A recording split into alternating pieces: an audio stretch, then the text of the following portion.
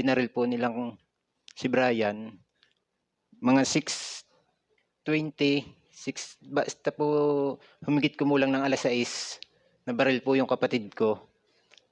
At nalaman ko pong 7 o'clock, dinala sa ospital at 7 o'clock din sila nag-conduct ng operation po.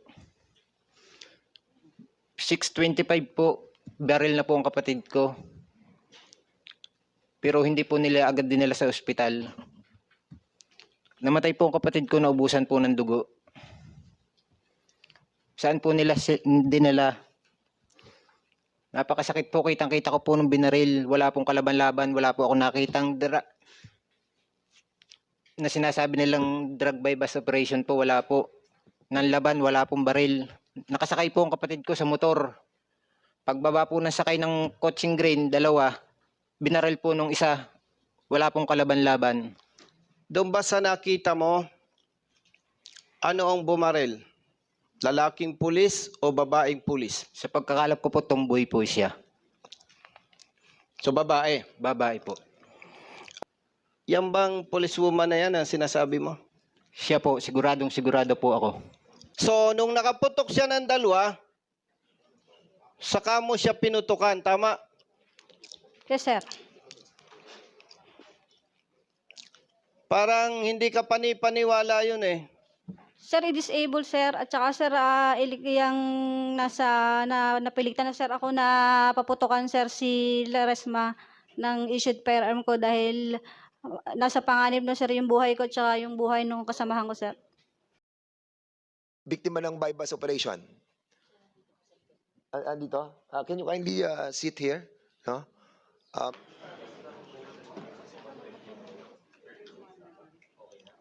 Ma'am, please raise your right hand. Do you swear to tell the truth, the whole truth, and nothing but the truth in this inquiry? Please respond with I do. Thank you. Please take your seat.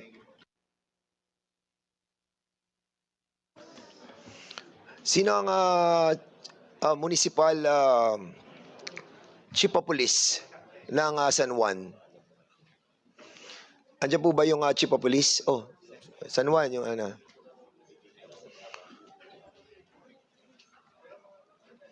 Please sit down.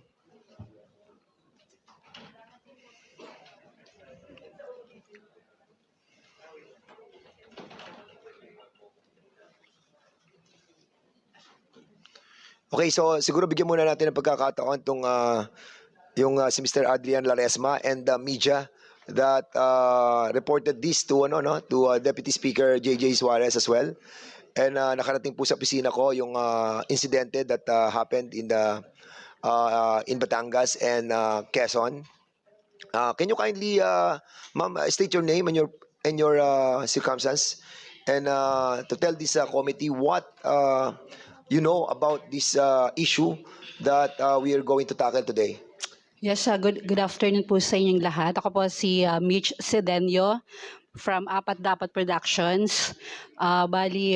It was reported po sa amin ang pangyayari kay Brian Laresma regarding po dun sa pamamaril noong May 28, Congressman.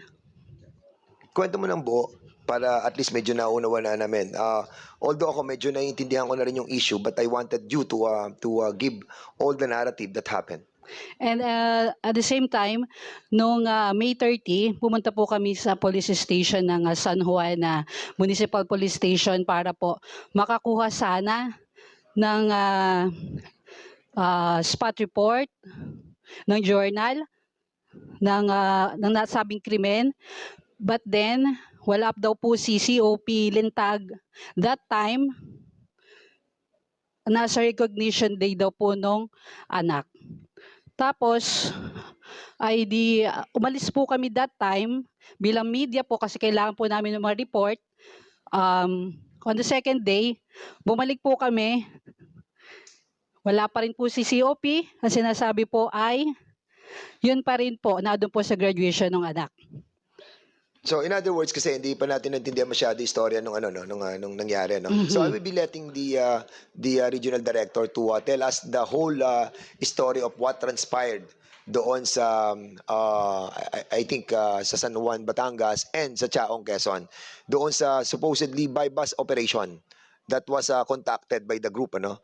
But there is an allegation that there was no by bus operation that happened, no, during that time. And the members wanted to hear the whole story para makita po natin that baka gano'n na naman itong nangyayari. Kaya we recommended a while ago, there's a motion to uh, continue the resolution of Congressman Acop, thereby constituting that we can discuss this issue right now. Sige, Adi.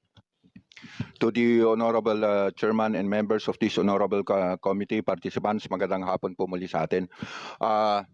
On March 28 at around 7 in the evening, there was reported buy-bust operation based on the report of the Chief of Police of San Juan Police Station to the Provincial Director of the province of Batangas, which resulted to an armed encounter based on the report, and unfortunately, this buy-bust operation resulted to the death of the suspect, alias Balot. As for the action taken by the Police Regional Office 4A, I immediately instructed the Chief of the RIAS 4A to conduct a motu proprio investigation, which in turn directed the PIAS of Batangas PPO, and likewise I also called the attention of the Provincial Director regarding the incident, and same was reported to me, Your Honor. I also instructed the Provincial Director to conduct a parallel investigation regarding the incident. After a thorough investigation, the PIAS of Batangas PPO recommended that a pre-charge investigation should be filed against the 7 policemen involved in the buy-bust operation, and the filing of a murder case against these 7 policemen in the Lucena Trial Court. The information or the documents regarding the criminal case was already submitted yesterday to Lucena Trial Court, Your Honor. Thank you po. Okay, thank you so much, Regional Director. No? Siguro, pagbigyan po natin na magsalita muna yung Chief of Police. No? What's the name of the Chief of Police of San Juan? Can you kindly state your name? Good afternoon, Your Honors. I'm Police Lieutenant Colonel Romel de Guzman Sobrido, the officer in charge of San Juan MPS. Okay, sige. Can you kindly confirm all the reports that was manifested here by the Regional Director are all true? Yes, Your Honor. So this operation that was conducted by these officers, men and officers of the San Juan Batangas, have complied with all the necessary the same, ano, by bus operation din to, di ba? So meron din silang pre-planned operation that was submitted to your office. Regional Director, you're raising your hand, please. I'm sorry, Your Honor. I forgot to report that the Chief of Police of Batangas that time was Colonel Lintag, who is officer na relieve po siya. So si Colonel Sobrido na po yung So bagong si Chief of Colonel Police ng Lintag, San siya Juan. yung Chief of Police doon. Opo. During that time that that operation was conducted. Yes, Your And Honor. si Colonel lang, si OP ngayon, siya yung na pumalit. Opo, opo. So right away, after you heard about this problem, you relieve all those men and officers. Yes, Your Honor. Okay. Colonel Lintag, the officers who have conducted the buy-bus operation, who is the team or the head of the team who conducted the buy-bus operation? Please open your mic.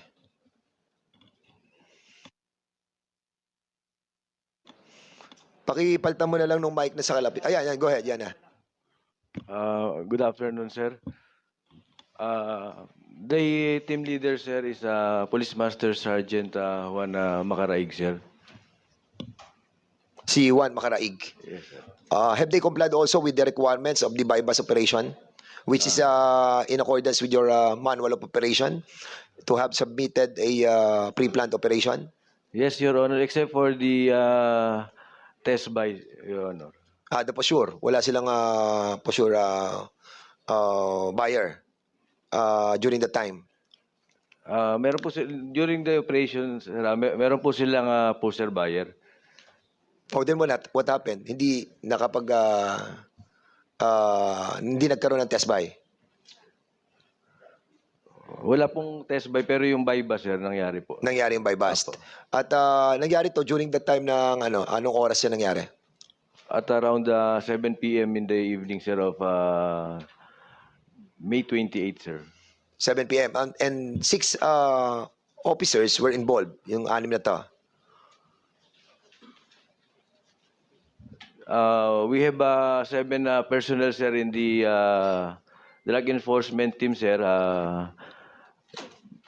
Two are investigators. So yung sa bypass operation, sir, 5 po yung involved, sir. 5 Yes. yung involved. Siguro, we'll ask the yung family, can you kindly po sa amin, kwento ang nangyari sa sinasabi nila that it was a bypass operation, and according to your narration to Deputy Speaker and to us, it was not. So, you have the floor. Ito yung pagkakataon nyo. Tell Magandang us. hapon po. Bali po, ako po'y kapatid ng binaril po nilang si Brian. Mga 6:20, basta po humigit kumulang ng alas 6, nabaril po yung kapatid ko. At nalaman ko pong 7 o'clock, dinala sa ospital, at 7 o'clock din sila nag-conduct ng operation po. 6:25 po, baril na po ang kapatid ko.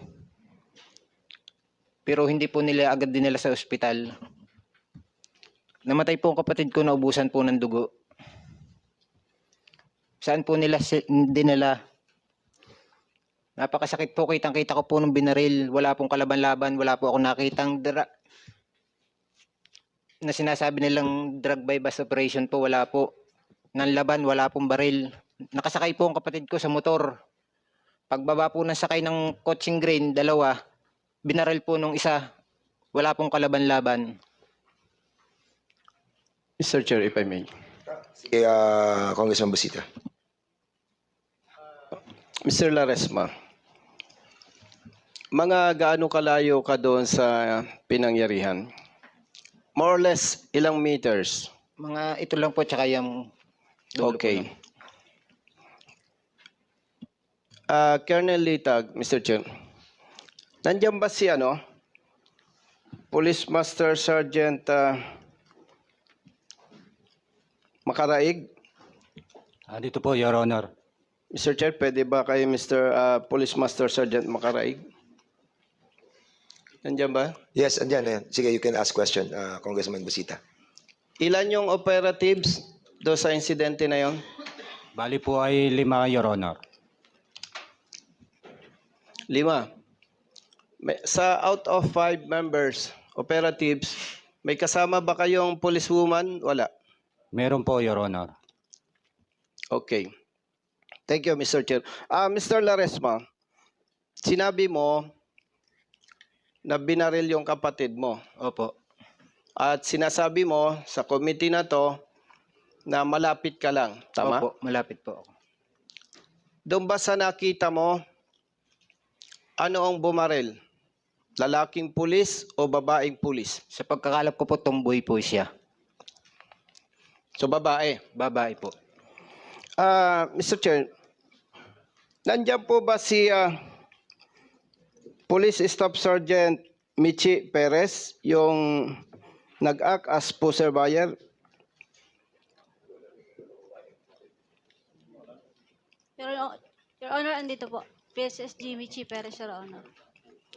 Pwede ka bang tumayo, Police Staff Sergeant Michi Perez? Mr. Laresma, sabi mo, babae yung bumaril sa kapatid mo. Opo. At base sa team leader, isa lang yung kasama. Opo. Yan bang policewoman na yan ang sinasabi mo? Siya po, sigurado po ako. Okay, thank you, Mr. Chair. You may take your seat, Police Staff Sergeant Michi Perez. Michi Perez, base doon sa report na nakarating sa Regional Director ng Police Regional Office 4A, General Lucas, ikaw ang nag-act as poster buyer, tama? Yes po, Your Honor. Nagkaroon ba ng bentahan? Wala. May bentahan po, Your Honor. So, nakabili ka? Yes, Your Honor. Nandito rin sa report na nakita mo, allegedly, na may firearm. Nakabukol. Itong nasawi, tama? Yes, Your Honor. Paano mo nasabing may sidearm siya? Paano? Sir, nakabukol po dito sa may bandang harap na kaliwa nung bewang niya, sir. Bandang kaliwa, may nakabukol. So, nung makita mong may nakabukol sa gawing kaliwa niya, anong ginawa mo? Sir, nag-iingat na po ako, sir. Medyo baka, sir, firearm, sir, yun eh. Anong nakita mo, anong ginawa mong pag-iingat? Sir, standstill lang ako kasi, sir, baka makahalata na intel operative ako. Baka putukan agad ako, sir. Sabi mo, baka makahalata. Pero sabi dito sa report sa Regional Director, nakahalata yung biktima. Ano ba ang totoo? Nakahalata o baka mahalata? Sir, doon sa report po, Your Honor, nakahalata yung si Brian Laresma, sir. O sige, Nung bumaba, sir, yung mga kasamahan ko na operatiba, sir. okay. So, So, clarification lang, Congressman. Maputo lang kita kasi medyo naligaw ako doon. If you will allow me, Yes, Mr. Chair. kapraso lang. Yung bang pangyayaring yun, RD, saan ba nangyari yung incident nung barilan? According po sa report is sa may boundary ng San Juan and Chaong, Your Honor. So sa tulay, Tama. di ba may bridge doon? Yung boundary? Yes, Your Honor. So sa bridge nangyari yung barilan? Yes, Your Honor, sa may tulay po. So kung sa bridge nangyari yung barilan, so yun ang inoperate nyo, sino to? Si Michi Perez. So doon talaga yung tagpuan ninyo. Yes, Your Honor. So nung nandun na kayo sa area, ilan sasakyan ang nakatigil doon sa bridge? Bale, sir, yung sinasakyan ko pong motor, at saka, sir, yung naka-position namin na nakasasakyan na 4-wheel, sir, yung Vios na green. Bale, sir, dalawa yung sasakyan. Pero magkalayo, sir, sila nung So ka-text mo si Laresma. No, Your Honor, ang... Paano ka nag-post sa kanya na bibili ka? Your Honor, Paano mo siya na-contact? humigit kumulang, Your Honor, 640 ng... Hindi, tinatanong kita, paano mo na-contact si paano mo confidential siya asset. paano mo nasabi na, magkita tayo dito sa tulay kasi bibili ako ng droga. Your Honor, yung confidential asset po yung kausap niya. Hindi, Balik, paano nga kayo magkikita doon? Paano mo siya na-contact? Kasi po sure ka, di ba? yes, So, sir. siyempre, may contact ka doon para sabihin na, sige, magkita tayo dito, bibili ako. Parang gano'n, di ba? O, paano mo siya na-contact? Sir, ito, yung confidential asset po namin, yung alpha namin po yung kausap niya. Bali, sir, nung kausap niya, ibinigay na, sir, niya yung description ko, sir. Yung suot ko. And then kasi sabi niya, nung ni Brian, na pupunta na siya doon sa Mr. area. Yes, Congressman, ako please. Sa dami na ng inimbestigahan natin na illegal buy bust, may participation palagi ng confidential agent At yung confidential agent na yon, yun na nagtuturo doon sa subject na bypass operation. May I ask, Mr. Chair, pwede ko bang tanungin yung si Madam Michi? Sino po yung confidential agent po ninyo?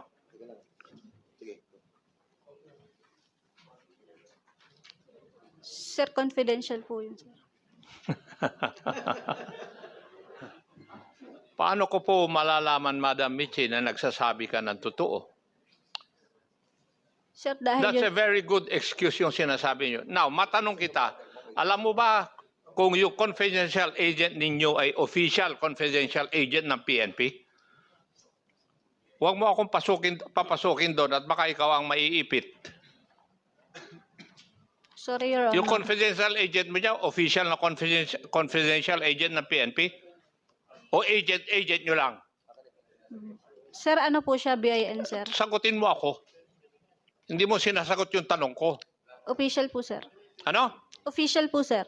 Official. Nakalista sa official agent ng PNP. Baka hindi mo alam ang ibig sabihin nung nakalista sa official agent ng PNP. I do not know kung na-assign ka na sa intelligence unit ng Philippine National Police. Ngayon, sagutin mo ako. Meron ba siyang appointment na confidential agent ninyo? O house siya na agent lang ninyo? Sir, meron talaga, sir, appointment, sir.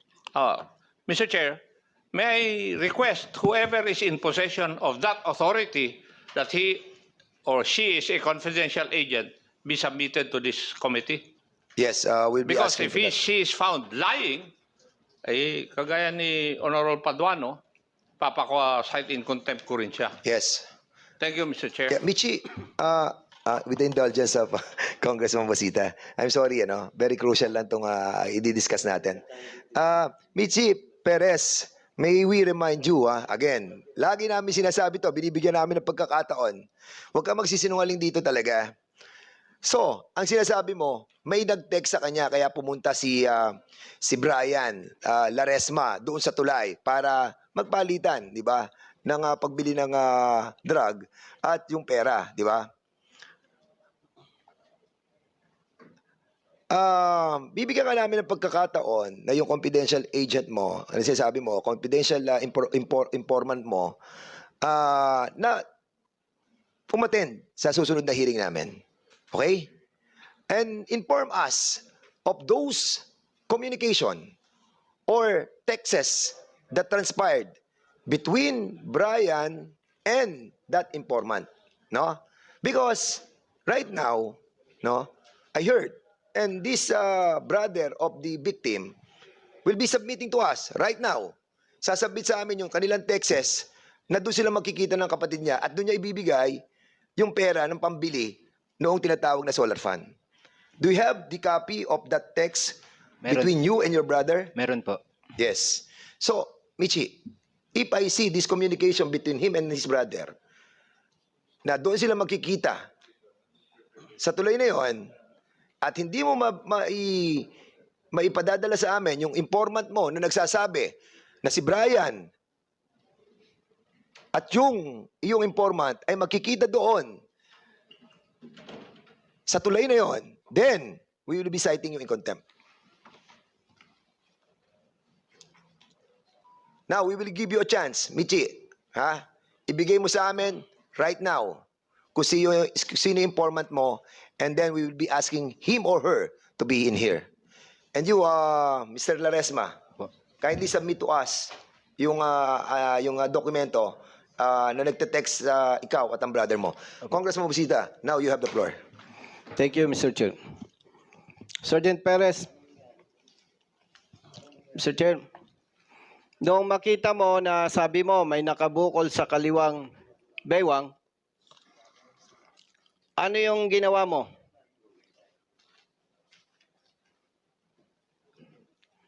Sergeant Perez, Mr. Chair, Yes, Your Honor. nung makita mo, sinabi mo may nakabukol sa kaliwang baywang, anong ginawa mo? Sir, tinuloy ko lang po yung transaction, sir. Tinuloy mo. So nagkabentahan. Yes, Your Honor. Okay. After na magkabentahan, anong sumunod na pangyayari? Sir, yung sa nag-pre-arrange, pagkaabot ko sir nung basura sir, nag-pre-arrange signal na sir ako. Okay. Doon sa report, lumalabas may 3 putok eh. At ngayon, sinasabi na Mr. Laresma, ikaw ang bumaril doon sa kapatid niya. Now, doon sa 3 putok, may pinutok ka ba o wala? Meron sir, isa sir. Isa. Sinong unang pumutok? Si Brian Laresma sir. Ano ang gamit niyang baril? Caliber 38 po sir. Anong distance mo kay Mr. Laresma doon sa namatay? More or less sir, 5 meters. 5 meters. So, kung sinasabi mong 5 meters, familiar ka ba sa 5 meters? Pwede ba, Mr. Chair, tumayo si Sergeant Perez? Gaano kalayo yung 5 meters? Diyan sa harap mo, ituro mo. Sige, gaano kalayo? Sir, kaya lang sir. Alin dyan? Sir na lamay ko sa kasunod. Yung edge ng table? 5 meters. Yes sir. Yung edge ng table? Ito sir, table to na. Yung tapat ko sir, at saka ayan sir. Gusto mo bang, so yung kung 3 yung putok doon sa report, isa sa'yo, kanino yung 2 putok? Kay Brian po sir. May anting ka ba? Upo ka lang. 5 meters, hindi ka tinamaan. Tama ba? Tama? Yes sir. So, nung nakaputok siya ng 2, saka mo siya pinutukan. Tama? Yes sir. Parang hindi ka panipaniwala yun eh. Kasi naka2 putok muna siya bago ka pumutok, Mr. Chair. Anong height ni Mr. Laresma, yung namatay? More or less sir, 5'6 sir. 5'6", more or less. Bakit ang tama sa paa? Anong intention mo? Sir, i-disable sir, at saka sir, yung napilitan na sir ako na paputukan sir si Laresma ng issued firearm ko dahil nasa panganib na sir yung buhay ko at saka yung buhay ng kasamahan ko sir. Kaya mo pinutukan sa paa. Yes sir, para ma-disable lang. So sir. after na maputukan siya sa paa, anong ginawa ng operatiba? Sir, dinala sir sa ospital sir. Dinala sa ospital. Mr. Chair, RD, by the way, Mr. Chair, RD, mayroong autopsy report na po ba?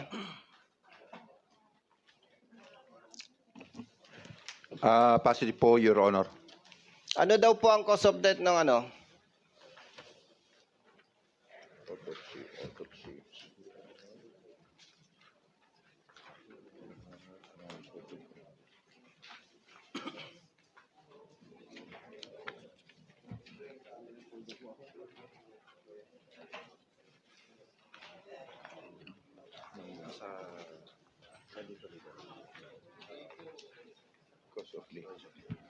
The cause of death was due to a gunshot wound to the lower extremity, Your Honor. Okay. Sergeant Makaraig, Mr. Chair, Yes, sir. totoo ba yung report na yung Bios Green walang plaka? Yes, Your Honor. Ganon din yung motorsiklo? Yes, Your Honor. Kanino yung Bios na kotse? Service po naming mga intel, Your Honor. Okay, service. Pero kanino nakarehistro yon? Bali po, isa paggamit po ng LGU. So sa local government unit. Yes, sir. Tanong, bakit walang plaka? Tinanggal po namin sa Your Honor dahil sa dami na po ng aming nahuli ay kilala na po yung sasakyan namin ng karamihang mga adik, Your Honor. Yung motorsiklo na walang plaka, kanino yon? Doon po sa inuulit ni Pieces G. Perez na alpa niya. Okay, Alpha. RD, Mr. Chair, tama ba na pag nag-operate walang plaka? No, Your Honor. Okay. RD, hindi naman po kayo mag-general kung hindi kayo dumaan sa lahat ng mga assignments like operation, intelligence, admin functions.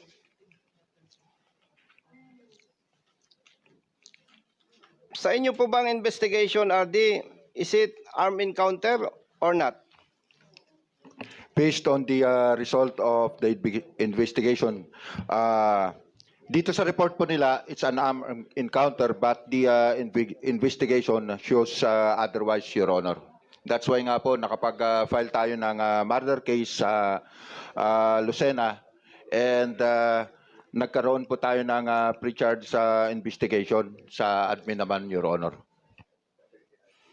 So, yun lamang po, Mr. Chair. Okay, by the way, balikan ko lang para malinaw, no? Kasi, para malinaw, no? Naintindihan ko naman yung sagot mo, RD. Baka naman di naintindihan ng ating mga kababayan. Para malaman nila yung tama at maling trabaho ng pulis. Armed encounter ba yung insidente o hindi po? Based po sa investigation, wala pong armed encounter, kaya nga po nakapag-file tayo ng murder case laban dun sa limang police, Your Honor, and nagkaroon po tayo ng pre-charge investigation being conducted by PIAS, Your Honor. Yon ang maganda sa iyo, RD. Hindi ka konsentidor. Yun ang gusto po nating madinig.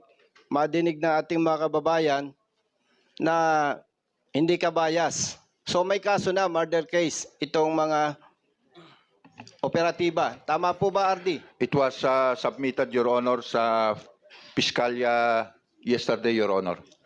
So doon sa mga ibang pulis na nakikinig ngayon, huwag ninyong isacrifice yung karir ninyo, huwag ninyong isacrifice ang future ninyo, huwag ninyong isacrifice ang future ng pamilya ninyo.